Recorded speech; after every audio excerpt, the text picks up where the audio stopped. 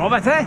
Désolé si tu vois éventuellement un petit peu de poil, je me suis pas encore fait quoi faire pour... j'ai ma petite momotte de poil.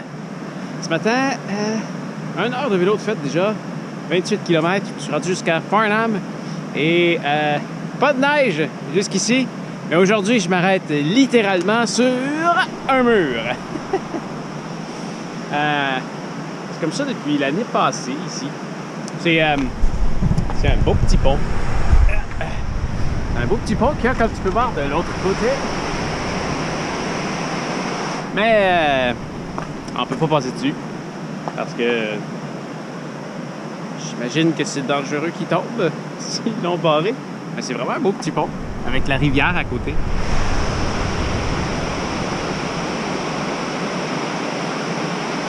De l'autre côté, il y a une cantine, ce qu'on peut manger, bien sûr. Et ils font des super... J'ai oublié leur nom tout à l'heure. Mais ils font des super bons milkshakes à la fraise. Oh oui! Ils ont beaucoup de sortes de milkshakes. C'est le fun d'arrêter là, après 1 heure de vélo. Après ça, soit je continue plus loin, ou je redescends, comme je vais faire aujourd'hui. Là, 28 km. On va faire autour de 60 km aujourd'hui. Et tiens, on va prendre une question pour aujourd'hui parce que ce matin, on est dimanche et la vidéo que j'ai publiée ce matin, que j'ai tournée la semaine passée, je te demandais de me poser des questions. Et tant qu'à être à vélo, on va répondre à la question de Daniel. Je ne sais pas si je vais y répondre au complet, j'ai pas pris mes notes avec moi, mais en partie, Daniel, tu me demandais qu'est-ce que j'apporte quand je vais faire un tour de vélo. Eh bien, la plupart du temps, j'apporte un vélo. C'est tout. Bon, OK, aujourd'hui, j'ai pris des écouteurs parce que je reste sur la piste cyclable. J'ai mon téléphone au cas où il arrive quelque chose. J'ai absolument rien pour changer un flat si jamais j'ai quelque chose.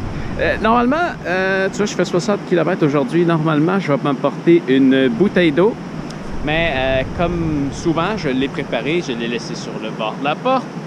Et je m'en suis rendu compte 3 km plus loin et je me suis dit, bah, tant pis.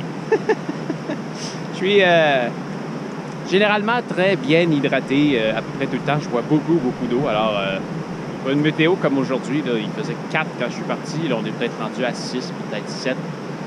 Je transpire pas beaucoup. Je ne ressentirai pas vraiment le besoin de boire. Alors, je vais continuer à boire en rentrant à la maison. Je porte ma montre, bien sûr. Mais c'est tout. C'est tout.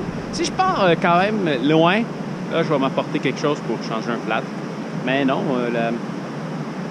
90% du temps, quand je pars faire un tour de vélo, j'apporte rien. Absolument rien. J'apporte juste un vélo. Et terminons ça aujourd'hui avec un petit détail sur la fameuse Suunto. Avec, comme tu peux voir, un de ses grands défauts, c'est que tu vois, ma pulsation elle vient de revenir. La pulsation qui est en haut à droite, tu vois, à 131. La pulsation cardiaque à vélo, c'est so-so. J'ai l'impression qu'en final, ça fait une moyenne de ce que ça lit. Là, tu vois, ça fait une lecture. Là, je suis à 120, 119. J'ai lu dans le manuel qu'il fallait la tenir plus haute sur le poignet, donc un petit peu plus à gauche qu'à la normale, pour qu'elle puisse faire une bonne lecture.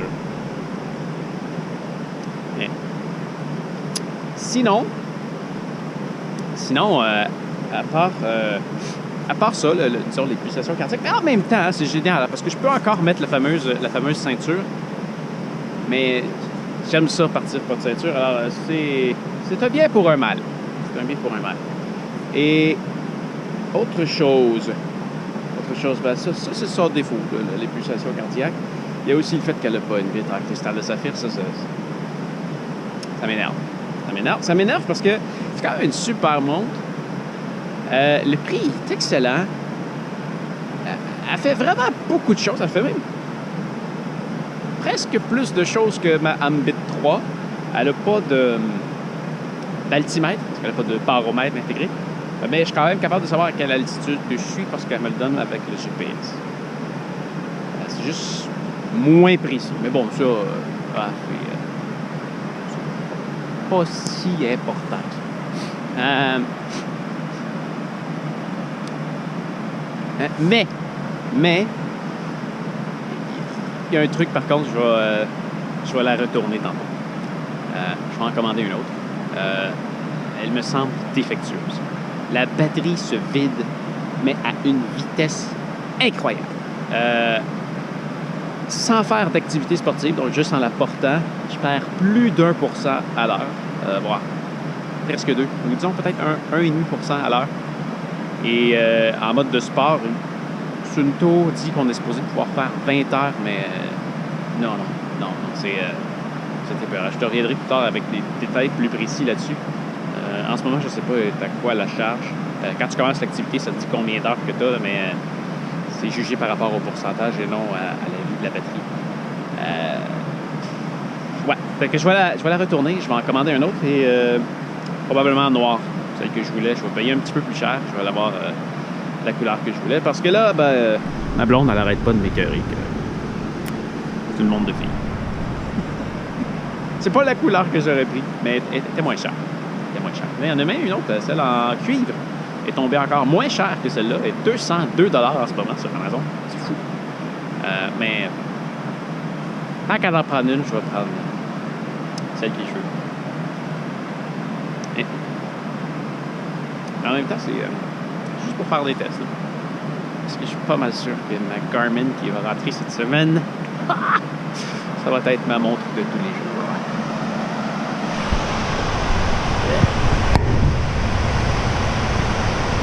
Beau petit coin quand même.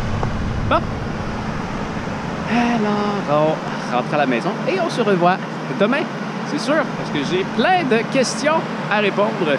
Et je ne sais pas si tu en as d'autres à me poser. Je mets ça sur ma liste et je te réponds au fur et à mesure. On prend une question par jour quand ça donne. Salut!